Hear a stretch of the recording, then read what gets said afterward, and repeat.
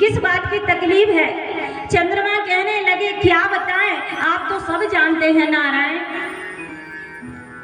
जब सूर्य की गति आगे बढ़ेगी तब ना हम उदय होंगे। सूर्य अस्त होगा तो चंद्र उदय होगा। बोले बहुत देर से अपनी गति को रोक करके खड़े हैं और ना ये अस्त हो रहे हैं ना हमें उदय होने का समय मिल रहा है, बड़ा कष्ट हो रहा है।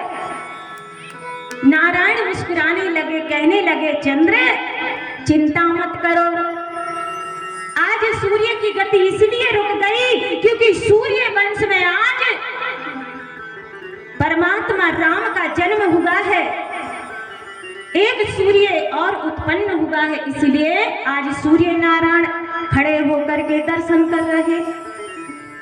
चंद्रमा कहने लगे तो फिर मेरा क्या होगा? बोले आप भी चिंता मत करो, आज सूर्य नारायण का मौका है तो वो खड़े होकर के दर्शन कर रहे। द्वापर में आपका भी समय आएगा जब परमात्मा द्वापर में कृष्ण अवतार लेंगे, तब उसी समय आप भी खड़े होकर के खूब दर्शन करना। चंद्र वंश में जब जन्म होगा, अभी इनका सूर्य वंश में जन्म होता है। चंद्रमा ने सुनकर के तो बड़ी खुशी हुई, ठीक है इंतजार कर लेंगे, लेकिन पेट में अभी इतना दर्द इतना बुखार है और आप बोल रहे थे द्वापर का इंतजार करो, तो अभी तो कुछ सहारा दो। नारायण ने कहा ठीक है, इनका नाम राम है, राम होगा, और इनके नाम के बाजू में पीछे लगा देते बोलिए रामचंद्र भगवान की। और जैसे ही चंद्र लगा सोई चंद्रमा नाचने झूमने लगे, और उसी समय कहते हैं कि कौतिक देखे पतंगे भुलाना, एक मात कहिया कहना जाना।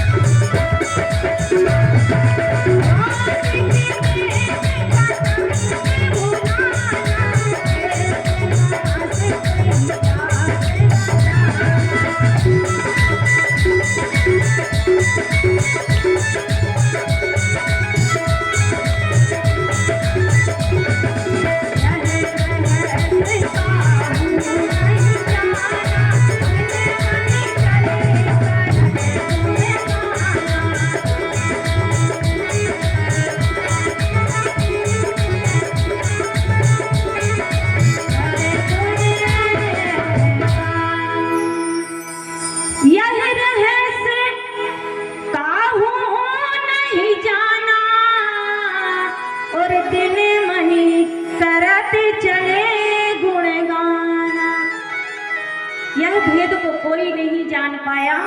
सूर्य भगवान एक महीना तक यही क्रम चलता रहा, लेकिन ये रहस्य को कोई नहीं जान पाया, खाली देवता जाने।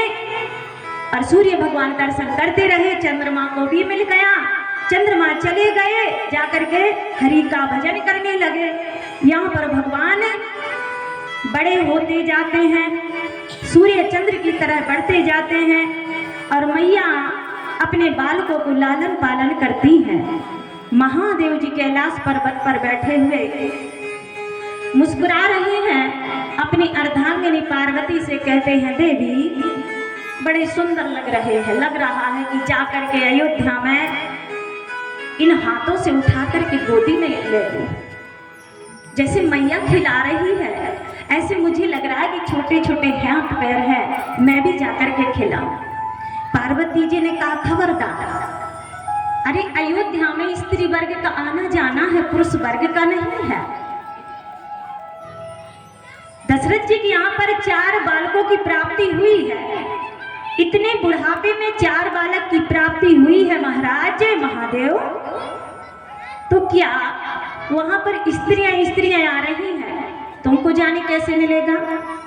बोले बाबा कहने लगे जाना तो मुझे है, दर्शन तो मुझे करना है, चाहे जैसा भी हो। देवी जी ने कहा, बोले दर्शन तो आपको नहीं मिलेंगे। बोले क्यों नहीं मिलेंगे? मैं तो उनका प्रेमी हूँ। जितना मैं भजन करता हूँ उतना ज्यादा की कोई करता होगा। पार्वती जी ने कहा चाहे आप कितना भी भजन करो, लेकिन आज है उनके जन्म की बारी और अयोध्या में स्त्रियों की बारी है, इसलिए आप ऐसे नहीं जा सकते हो। बार बार जब महादेव जी कहते हैं तो पार्वती जी ने कहा नहीं जा सकते हो। भोलेनाथ कहने लगे नहीं, हम तो जाएंगे दर्शन करने के लिए। पार्वती जी ने कहा अगर मुझे साथ में रखोगे तो जरूर दर्शन हो जाएंगे, और नहीं तो दर्शन कदापि नहीं हो सकते। भोलेनाथ कहने लगे इतनी देर से घुमा फिरा रहे, कहीं भजिया कहीं खमतरा कहीं इधर कहीं उधर, सीधे क्यों नहीं कह दिया कि हमें साथ में रख लो तो दर्शन हो जाएंगे। कहीं ये है कहीं वो है।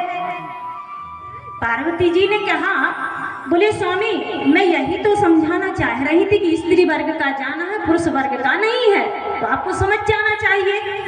बोले मैं कुछ नहीं जानता, मैं दर्शन करूंगा। तो बोले मुझे साथ में आप रख लो। बाबा कहते हैं कि हम तैयार हुए, हम तो एक जोगी बाबा बनेंगे और फिर हम काकभूषुंडी जी को साथ में लेंगे, तो तुम कैसे चलोगी ये बताओ। पार्वती जी ने कहा देखिए, बोले कि उसमें अर्धाली में देखिए। तो बोले अर्धाली में क्या? बोले अर्धाली में ये है, गोसाई जी ने कहा कि काकभूषुंड संग हम दो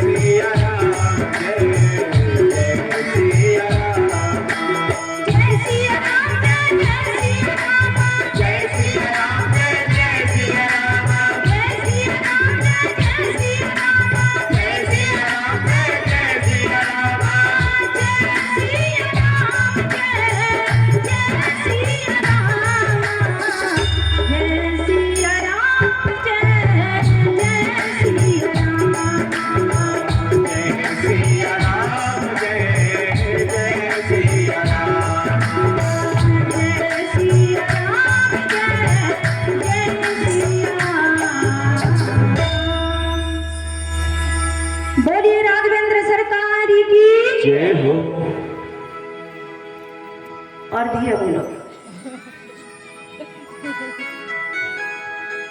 यहाँ से आवाज आ जाती है, हमारे भैया बोल देते हैं कि जय हो, और आप लोग की तो आवाज ही नहीं आती कि जय हो बोल रहे कि छह हो बोल रहा कि है हो बोल रहा है, कुछ आवाज ही नहीं आती थी।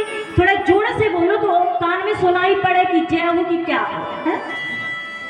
बोलिए सिद्ध बाबा महाराज जी की। सुनाई पड़ गए। कि जय हो बोल रहे, और नहीं तो जानते हैं आजकल गिनती ज्यादा लगी रहती है।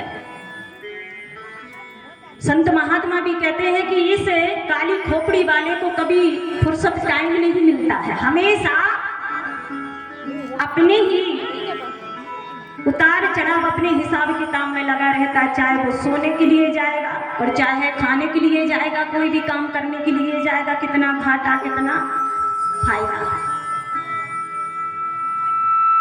कभी फ्री नहीं रहता है दिमाग, लेकिन जब भगवान की कथा होती है तो आप विचार करना, जब पंडाल के अंदर आ जाते हैं तो सब कुछ भूल जाते, और पंडाल के आप बाहर निकलना फिर हिसाब किताब चालू हो जाएगा। इसीलिए कहते हैं कि जा पर कृपा राम की होई, ता पर कृपा करे सब कोई। यही तो राम का प्रभाव है।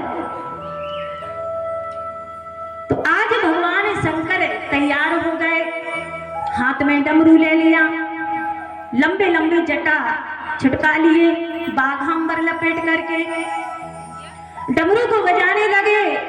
और जैसे चलने के लिए अयोध्या के लिए प्रस्थान होते हैं, भगवती मैया सामने आकर के खड़ी हो गई, एकदम तैयार विश्व मोहिनी की तरह। भगवान भोलेनाथ ने ऊपर से नीचे तक देखा, बोले आए हाय, किस पर बिजली गिराओगी, क्या बन के जा रही हो? बोले हम जोगी, और तुम इतनी सुंदर, कहीं गड़बड़ तो नहीं है? पहले ये बताओ नाता रिश्ता कौन सा लेकर के जा रहे हैं? पार्वती जी कहने लगी, स्वामी स्त्री वर्ग का जाना है, बार बार बता रही हूँ, तो मैं राजा दशरथ की साली बन करके जा रही हूँ, और जो लाल हुए उसकी मौसी और कौशल्या की बहन। और जैसे ही मैं अयोध्या में जाऊंगी, इतनी सुंदर स्त्री को देख करके कोई रोकेगा नहीं और कह देगा कि आइए स्वागत है। और आप ठहरे जोगी, तो बाबा को तो वैसे ही भरोसा ज्यादा नहीं करते हैं, भगा देते हैं। इसलिए महाराज चिंता मत करो, कोई गड़बड़ नहीं होगा। बोले बाबा कहने लगे, साली तो वैसा ही है, जीजा के गांव जाए तो थोड़ा तो डर लगता है। भगवती कहने लगी, आप चिंता मत करो, गड़बड़ सड़बड़ नहीं होगा।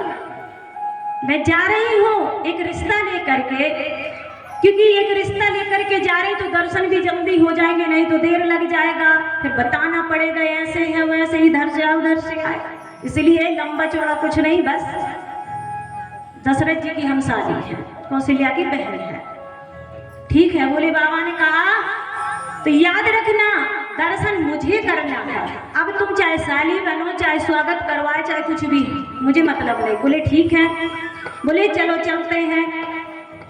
बोले बाबा ने डमरू बजाई, और जैसे ही अलख निरंजन कहने लगे, और जैसे ही वहां पर भोले बाबा चलने लगे, पार्वती जी ने कहा, बोले आप पीछे हो जाओ, हम आगे हो जाएंगे।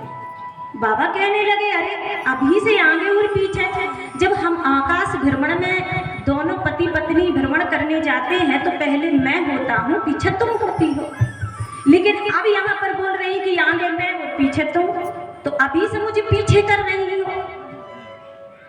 पार्वती जी कहने लगी, मैं साली हूँ और आप बाबा हो, तो बाबा जोगी आप पीछे हो जाओ। भोले बाबा ने कहा ठीक है, मुझे तो दर्शन करना है, अब पीछे भी होना पड़ा तो ठीक है। अब भोले बाबा जाने लगे, बोलिए शंकर भगवान की जय हो। और जैसे भोले बाबा जाने लगे हैं, हरिओम में हरिओम में ओम समाया है, मेरा भोला लगने आया है। हरिओम में ओम समाया है, मेरा भोला लगने आया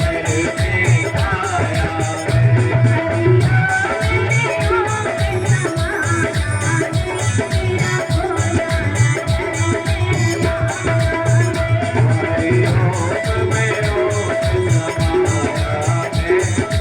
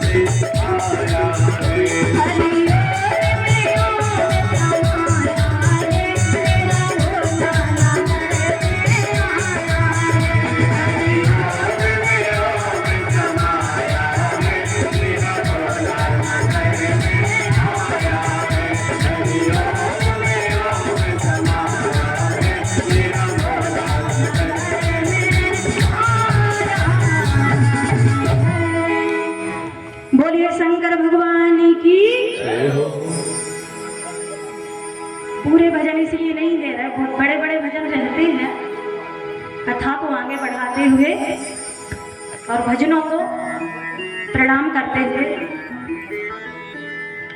आज भगवान शंकर माता पार्वती जी के साथ में जैसे अयोध्या के लिए प्रस्थान हुए, महाराज दशरथ के अयोध्या में महल में पहुंच जाते हैं। महल के बाहर, अब महल के बाहर द्वारपाल गुप्तचर लगे हुए हैं, पहरेदार लगे हैं। भगवती को जैसे नगर के बाहर देखा, बोले कितनी सुंदर स्त्री है। किसी ने पूछा, बोले बहन कहाँ से आई हो? बोले कि हम बड़े दूर से आए हैं, कौशल्या की बहन है। उसी समय पार्वती जी ने जैसे इतना कहा, वहां पर किसी ने ये नहीं पूछा कि कहां से, कौन से, किस गांव से। बोले आइए आइए, आप कौशल्या की बहन है तो अंदर आइए। जैसे पार्वती जी अपना पैर अंदर की ओर किया, भगवान शंकर ने डमरू को बजाया और उसी समय कहने लगे, अलाख निरंजन देवी, अगर हमारे साथ में गद्दारी करी तो जानते हो खैर नहीं है देवी।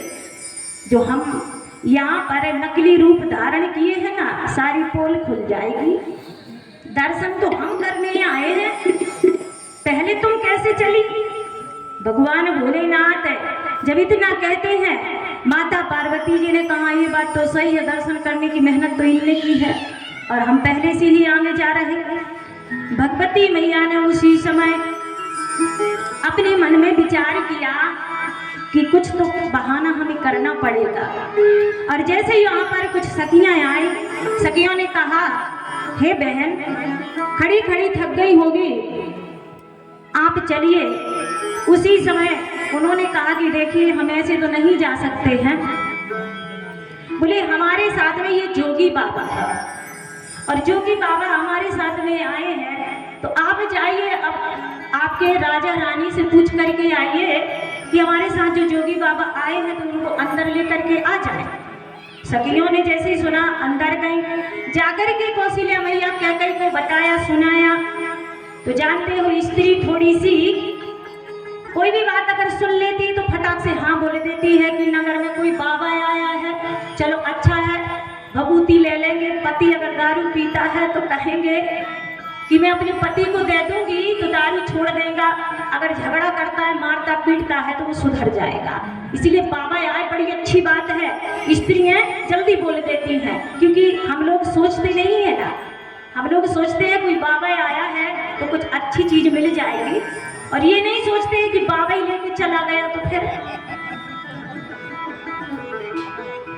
इसलिए हमारे भाई लोग 10 बार सोचते हैं, हम लोग ज्यादा नहीं सोचते हैं।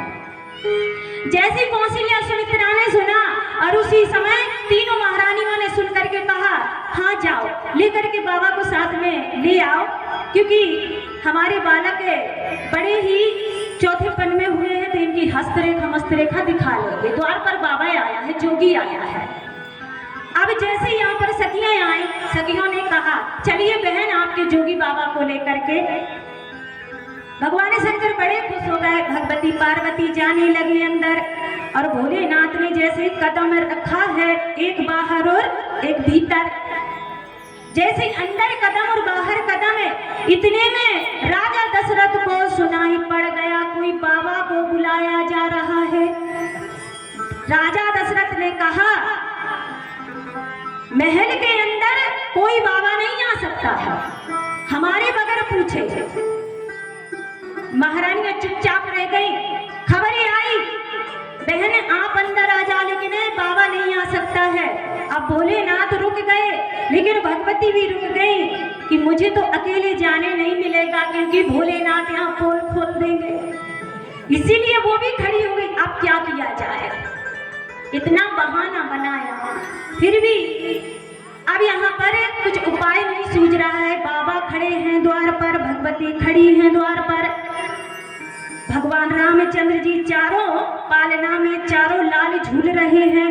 राम ने, क्योंकि ये तो परमात्मा है, जब पास पास में पालने डले तो आपस में चारों भाई बात करने लगे। राम जी कहने लगे लक्ष्मण से, बोले भाई क्या करना चाहिए, बाबा द्वार पर खड़े हैं, माताओं ने तो बुलाया लेकिन माताओं का काम नहीं बना, पिताश्री ने मना कर दिया, अब क्या किया जाए।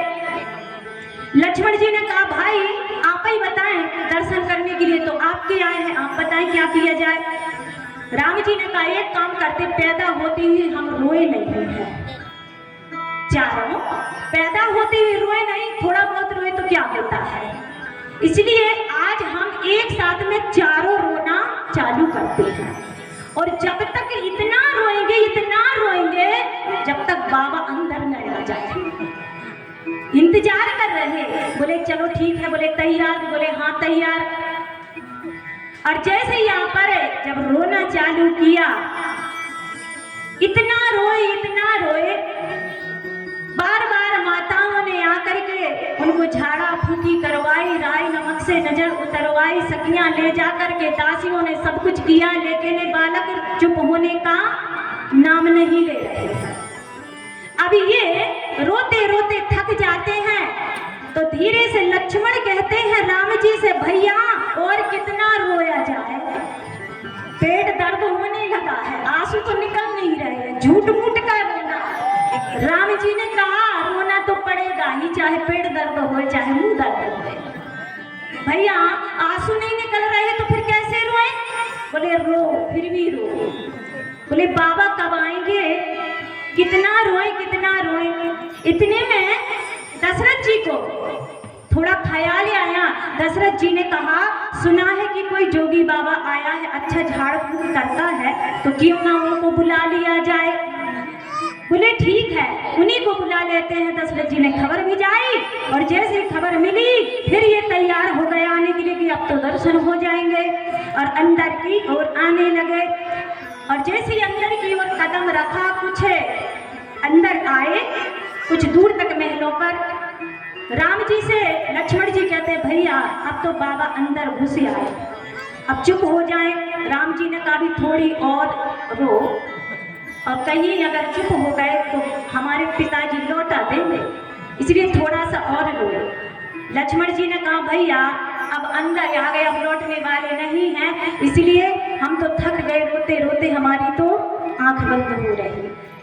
लक्ष्मण जी ने भूमि को धारण करने वाले शेषानाग अवतार के इन्होंने कहा कि हम सो रहे हैं, तो तीनों भाई भी सो जाते हैं। तो सखियां क्या कहती हैं, अरे अभी सोया है, हे बाबा थोड़ा डमरू कम बजाना, बालक थक करके सोए हैं। अभी सोया है, अरे लाल ना जगाना, बाबा मेरे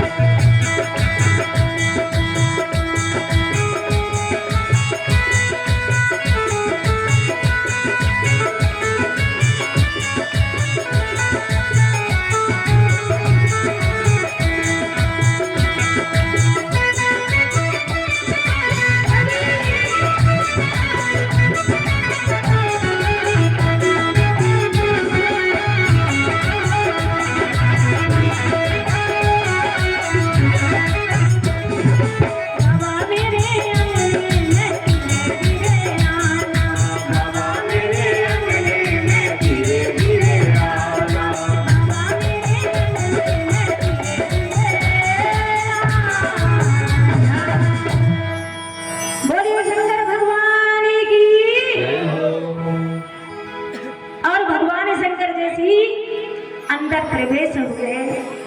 महाराज उसी समय अब चारों लाल तो आंख बंद करके पालने में सो जाते हैं। सखियों ने कहा बाबा मेरे अंगने में धीरे धीरे आना, अभी अभी सोए हैं। इतना रोए थक गए रोते रोते। अब भोले बाबा तो अंदर आए। जैसे ही भगवती अंदर गई, कौशल्या सुमित्रा तीनों माताओं ने देखा कि बहनें आई है, लेकिन उनको ये समझ में नहीं आई कि कौन सी बहन। उनका स्वागत सम्मान करने के लिए उनको अंदर ले गए। अब बच्चे बाबा, अब बाबा को कौन पूछे, बाबा तो है। पार्वती जी अंदर चली गई। बढ़िया उनका स्वागत है, सम्मान सत्कार होने लगा, चरण अरण धुलने लगे। यहाँ पर तो बढ़िया आनंद लूटा जा रहा है। अब बाबा खड़े हैं, उचक उचक करके देख रहे हैं। जिनको देखने आए वो दिख ही नहीं रहे।